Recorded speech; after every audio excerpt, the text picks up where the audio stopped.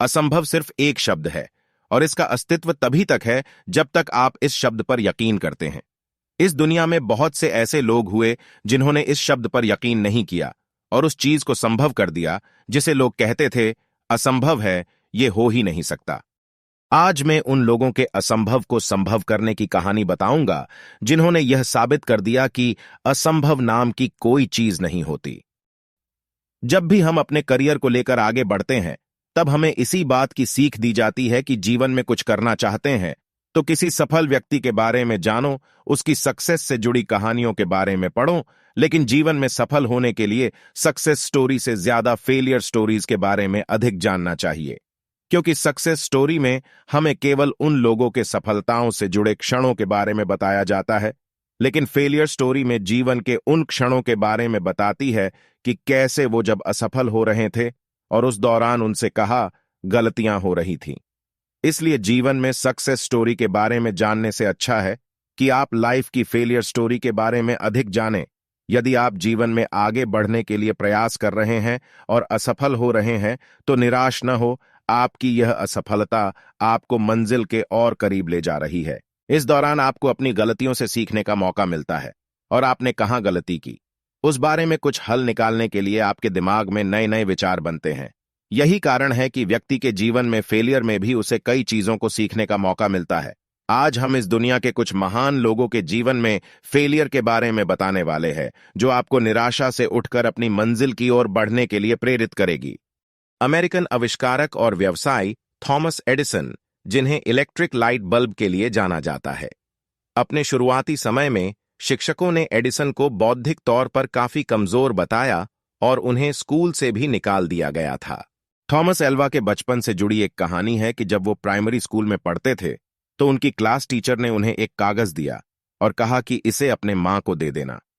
उनकी मां ने जब उस कागज को पढ़ा तो वो रो पड़ी। एल्वा ने पूछा कि मां, आप क्यों रो रही हैं? तब मां ने उन्हें बताया कि यह तो खुशी के आंसू हैं। इसमें लिखा है कि आपका बेटा बहुत होशियार है। हमारा स्कूल निचले स्तर का है, यहां टीचर भी बहुत शिक्षित नहीं हैं, इसलिए हम इसे नहीं पढ़ा सकते। इसे अब आप स्वयं पढ़ाएं। एडिसन भी इस बात से खुश हुए और घर से अपने मां से ही पढ़ना और लिखना शुरू कर दिया। कई साल बीत गए, वो पढ़ लिख कर एक स्थापित वैज्ञानिक बन चुके थे। मां उन्हें छोड़कर दुनिया से जा चुकी थीं। तभी एक दिन घर में कुछ पुरानी यादों को तलाशते उन्हें अपनी मां की अलमारी से वही पत्र मिला जो उनकी स्कूल टीचर ने दिया था। वो पत्र पढ़कर एडिसन अपने आंसू नहीं रोक सके, क्योंकि उस पत्र में लिखा था कि आपका बच्चा बौद्धिक तौर पर काफी कमजोर है, इसलिए उसे अब स्कूल ना भेजें। एडिसन ने अपनी डायरी में लिखा कि एक महान मां ने बौद्धिक तौर पर काफी कमजोर बच्चे को सदी का महान वैज्ञानिक बना दिया। एल्बर्ट आइंस्टाइन का नाम कौन नहीं जानता? जहां जीनियस शब्द की बात होती है वहां आइंस्टाइन का नाम आना स्वाभाविक है। आइंस्टाइन, जिन्हें हम जीनियस मानते हैं, वो अपने बचपन में ऐसे नहीं थे। आइंस्टाइन 4 साल तक की उम्र में तो ठीक से बोल भी नहीं पाते थे। यही नहीं, जब वो 7 साल की उम्र के थे तब पढ़ भी नहीं पाते थे। स्कूल में उनके शिक्षक उन्हें मानसिक रूप से अस्वस्थ मानते थे। उनके माता पिता को भी लगता था कि वो मानसिक रूप से विकलांग हैं। वो किसी से मेल मिलाप नहीं रखते थे। उनकी धीमी गति के कारण एक समय ऐसा आया कि उन्हें स्कूल से निकाल दिया गया। उसके बाद उन्हें किसी अन्य स्कूल में भी प्रवेश नहीं मिला, लेकिन उनमें जो अद्भुत क्षमता थी उसे कोई देख नहीं पाया। हो सकता है उन्हें अपने आप को साबित करने के लिए थोड़ा समय लगा, लेकिन उन्होंने लगातार मेहनत और प्रयास के दम पर न सिर्फ अपने आप को साबित किया बल्कि इतिहास में नाम अंकित कर दिया। जिन्हें शुरू में मंदबुद्धि समझा जाता था, बाद में उन्होंने आधुनिक भौतिकी का चेहरा बदल दिया। उन्हें नोबेल पुरस्कार से सम्मानित किया। इसलिए लोग जो समझते हैं उन्हें समझने दीजिए, बस प्रयास करते रहिए। वॉल्ट डिज्नी, जिनके कंपनी आज दुनिया भर के मर्चेंडाइज, फिल्मों और थीम पार्कों से अरबों की कमाई करता है, लेकिन शुरू में उन्हें यह कहकर कि उनमें क्रिएटिविटी की कमी है, उन्हें एक अखबार के संपादक ने निकाल दिया। लोगों का मानना था कि उनके पास कोई अच्छा आइडिया नहीं होता, लेकिन डिज्नी ने काफी प्रयास किया, लेकिन असफल रहे। उन्होंने कई व्यवसाय शुरू किए जो बहुत लंबे समय तक नहीं चले और दिवालियापन और विफलता के साथ समाप्त हो गए। कई बार ऐसा होता था कि उनके पास खाने के पैसे भी नहीं होते थे, लेकिन वो हताश होने वाले व्यक्तियों में नहीं थे। आखिरकार उन्हें सफलता का एक नुस्खा मिल गया जो काम कर गया। अपने नए प्रोजेक्ट पर काम करना शुरू कर दिया, जिसे बाद में नाम दिया गया मिकी माउस। उन्होंने मिकी माउस का आइडिया अपने डिस्ट्रीब्यूटर्स को बताया तो कोई उनके साथ काम करने को तैयार नहीं हुआ। डिस्ट्रीब्यूटर्स का कहना था कि लोग बड़े पर्दे पर चूहे जैसे रोडेंट को देखना पसंद नहीं करेंगे, लेकिन वॉल्ट डिज्नी को धुन सवार थी। मिकी माउस को वॉल्ट डिज्नी ने कड़ी मेहनत और लगन से एनिमेट किया और आवाज भी खुद ही दी। कई सारी बाधाएं आई, लेकिन उन्होंने निरंतर प्रयास करना जारी रखा। आखिरकार 6 साल की कड़ी मेहनत के बाद 18 नवंबर 1928 को मिकी माउस थिएटर में पेश की गई, जिसने वॉल्ट डिज्नी को एक अलग पहचान दी। दोस्तों, हमें अपने रास्ते में आने वाली बाधाओं और चुनौतियों से घबराना नहीं चाहिए, बल्कि विश्वास और मेहनत के साथ प्रयास करते रहना चाहिए। एक दिन सफलता तो मिलकर ही रहेगी। माइकल जॉर्डन बास्केटबॉल खिलाड़ी। अधिकांश लोगों को विश्वास नहीं होगा कि वह व्यक्ति जिसे सर्वश्रेष्ठ बास्केटबॉल खिलाड़ी माना जाता है, उसके कभी हाई स्कूल बास्केटबॉल टीम से निकाल दिया गया था। लेकिन कहते हैं ना, जब कुछ करने की चाह आपके अंदर आग लगा देती है, तब व्यक्ति कुछ कर दिखाने के लिए उत्साहित रहता है। बस इसी उत्साह के चलते उन्होंने यह मुकाम प्राप्त किया। उनका कहना है, मैं अपने जीवन में बार बार असफल हुआ हूं और इसलिए मैं सफल हुआ। Colonel Sanders. केएफसी के निर्माता कर्नल सैंडर्स को नाम से शायद आप न जानते हो, लेकिन आप उनके चेहरे से उन्हें जरूर पहचानते होंगे। आपने अक्सर टीवी पर केएफसी का एड जरूर देखा होगा। केएफसी की पहचान उन्हीं के फेस से है। वो दुनिया के सबसे अधिक पहचाने जाने वाले व्यावसायिक प्रतीकों में से एक है। कर्नल सैंडर्स की कहानी बिल्कुल अलग है। वो एक सेवानिवृत्त व्यक्ति थे जो चिकन बहुत अच्छा बनाते थे।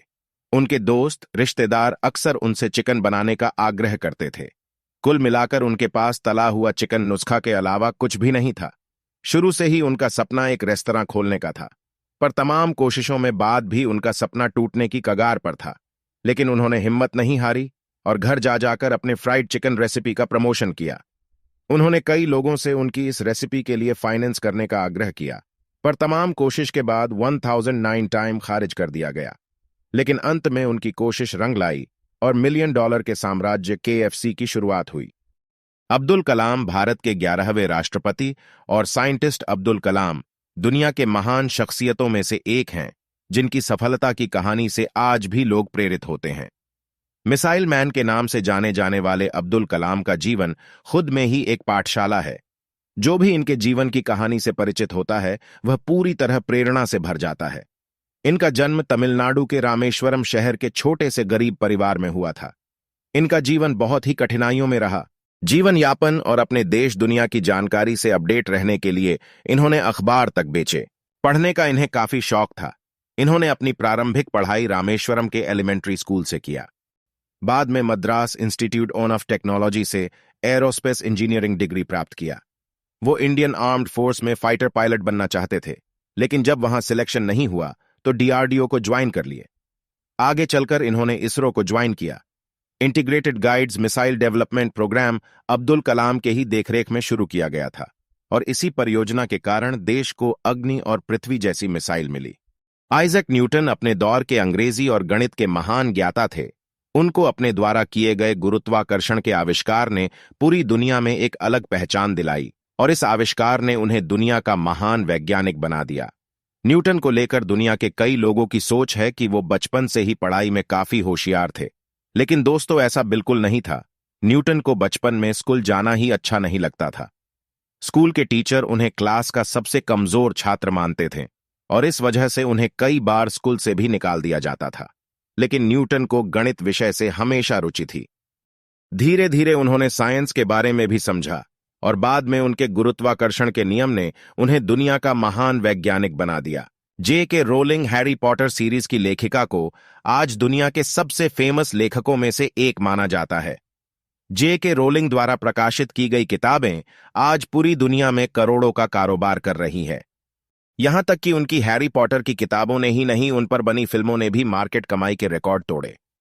लेकिन कई लोग हैं जो केवल उनकी सफलताओं के बारे में जानते हैं, लेकिन इस मुकाम को पाने के लिए उन्हें कई असफलताओं का भी सामना करना पड़ा था और लगातार मिल रही असफलताओं के कारण कई बार आत्मदाह करने के बारे में भी सोचा, लेकिन उन्होंने खुद को संभाला और आगे बढ़ती रही और लिखती गई। आज लेखकों के नाम पर उनका नाम सबसे ऊपर लिखा जाता है। कामयाबी रातों रात नहीं मिलती, वक्त लगता है, परंतु यदि हम मेहनत करते रहें तो एक ना एक दिन कामयाब जरूर होते हैं। संघर्षों से घबरा के कभी भी हमें मेहनत का साथ नहीं छोड़ना चाहिए। यदि हम अपनी जीवन को एक सही रूटीन पर ले आए तो हम जरूर कामयाब होंगे।